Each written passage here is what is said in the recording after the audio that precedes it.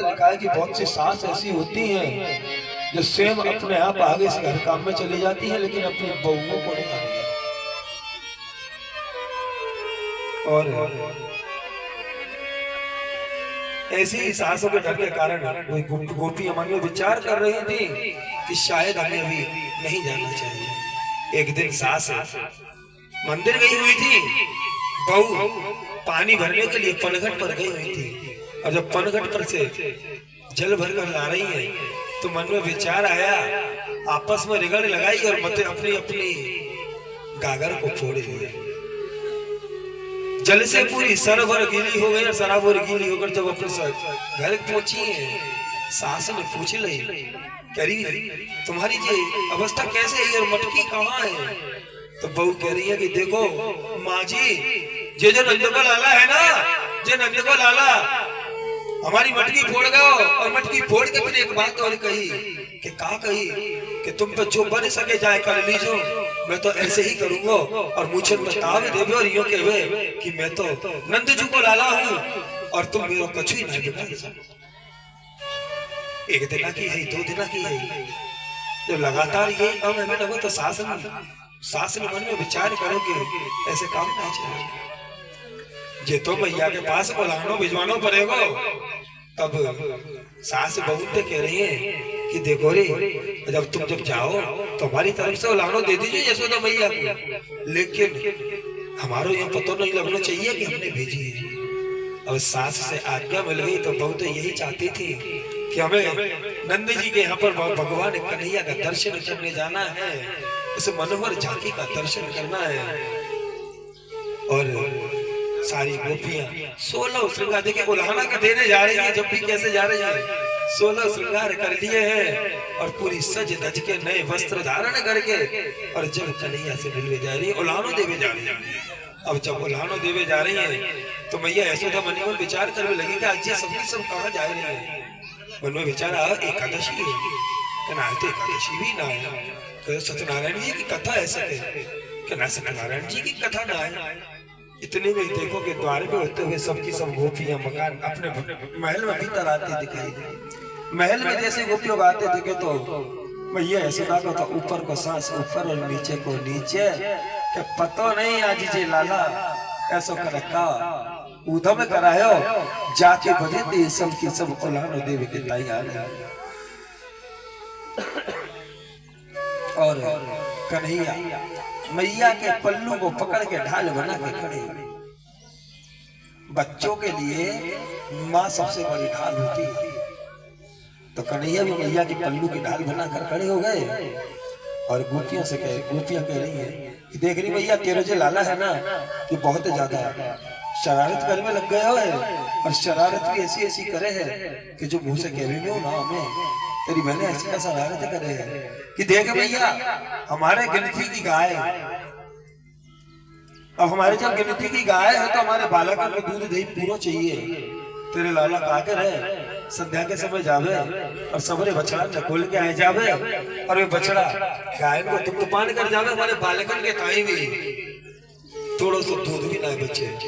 तो मैया कहने लगी कि ऐसा ही रिवेद देख तेरे दूध की कमी आवे तो ये दूध के भंडार है, 9 लाख गाय है पूरी।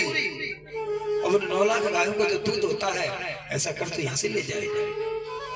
एक गोपी को शांति कर दिया, दूसरी गोपी कह रही है मैया जो तेरा लाला बहुत ज्यादा शरारत करे है और शरारत भी ऐसी करे कि माखन चोरी करे है और खुद खावे जो तो खावे पर और सखान को खवावे और सखान को खवावे जो तो खवावे पर सखान को पेट भर जाए तो फिर बंदर को खवावे। अच्छे तेरी बहन एक काम कर तो कि तेरी समस्या है। पहली बात तो ये कि मेरे घर में खूब माखन हुए, दही हुए, दूध हुए, तो तेरे घर में तो जाने का सवाल नहीं। और पर फिर भी मान के चल बालक के चलो गए तो तू तेरे की दही माखन है छीका पे रख ले। छीका पे तो मेरा लाला अभी छोटो सा है तुझे पहुंचेगा नहीं, और छिका पे रखेगी गई तो गोपी कह रही है देख भैया तू जाओ उपाय बता रही है, जो उपाय मैंने कर ले तो कर ले क्या कि जब तो तू बहन सफेद थी तो होने नहीं मेरा लाला छोटो सो, अब जे तेरे छिका तक कैसे पहुंचे कि ना भैया जी अकेलो ना है, ये बालागन की एक मंडली है जाको नाम भी है बाल गोपाल चौर्य मंडली। और ये एकाद नहीं 10-5 है जो ये छीका पे कैसे पहुंचे। 5 नीचे नीचे, 4 बाके ऊपर, 3 बाके ऊपर, 2 बाके ऊपर, और सबसे ऊपर तेरो लाल लोकनैया पहुंचे। और जब सबको माखन खवावे धाप जावे, जब बंदरन को खवावे और संग यूं और कहवे है कि जे बंदरन ने राम अवतार में मेरी बहुत सहायता करी, तो आज मैं इनको भोजन की सहायता करूंगा। मैया ने के बुर्रा के देखने लगी, कन्हैया और ज्यादा आंचल में मुंह डुबा गए। इतने में तीसरी गोपी से कहेगी, भाई कह रही गोपी तेरी क्या शिकायत है? कह रही भैया मेरी शिकायत तो बहुत बड़ी है। कि का है भैया ऐसी बता तो सही। कि सुन भैया, एक वर्ष में पूरे 365 दिनों में, और 365 दिन में से मात्र एक दिन ऐसा निकले कि जा दिन हमारे घर में सुख शांति रहे, और नहीं तो पूरे 364 दिन कलह में ही निकले। भैया कहने लगी, करी बहन तो एक बात बता, पहले तो वो दिनों कौन सो है जा दिन तेरे घर में सुख शांति से निकले। कह रही भैया बात ना हमारे पति देव को जन्मदिन पड़े, तो वह जन्मदिन के कारण हमारे घर में कोई कलह ना होवे, सुख शांति से दिन निकल जाए। पर अब की बार तो तेरे लाला ने बाद ना व्यवधान करा दे और घर में कलह करवा दे। कैसो करवा दो मेरे लाला ने? कि तो सुन भैया, हम रात्रि को भोजन करके विश्राम कर रहे थे कि तेरे लाला ने हमारे पतिदेव की तो दाढ़ी और हमारी चुटिया एक जगह कस के बांध दी। और जब रात्रि में हमारे पतिदेव को जल की प्यास लगी, तो पतिदेव ने जल मांगो तो मैं खड़ी है, तो मेरी चुटिया खींच रही और बिन की दाढ़ी खींच रही।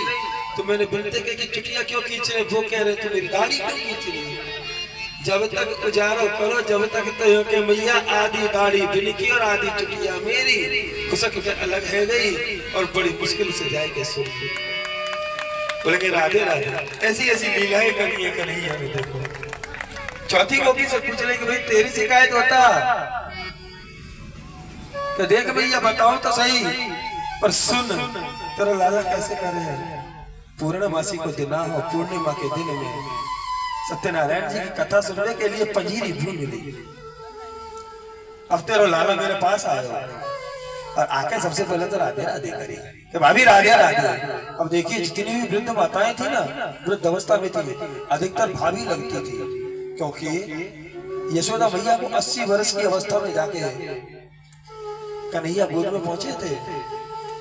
तो जब 80 वर्ष की अवस्था में लाला भयो, तो यशोदा मैया की उम्र की जितनी भी स्त्रियां थी, माता बहनें थी, वो तो सब पोते पुत्र और पुत्र आदि से संपन्न हो चुकी थी। तो भाभी आई थी कि मैया देख तेरे लाला ने जाके कहे कि भाभी तू क्या कर रही है? जे कि लाला जी मैं जय जय करने की तैयारी करी।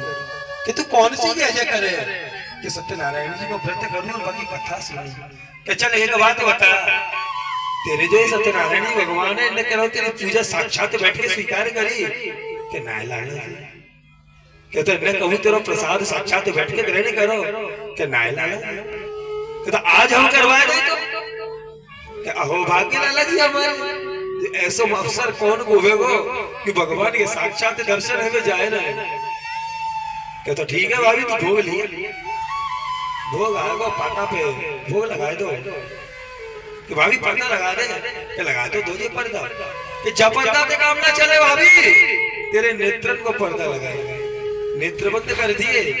थोड़ी देर बाद मैंने पूछी, लाला जी तो भगवान आए गए? क्या हो आए गए? क्या कर रहे हैं? तो भोग लगाए गए। कि तुम दर्शन कर लो। कि ना भाभी दर्शन करने को नेत्र मत खोलियो, नहीं तो जो भगवान भागे जाएंगे नाराज है।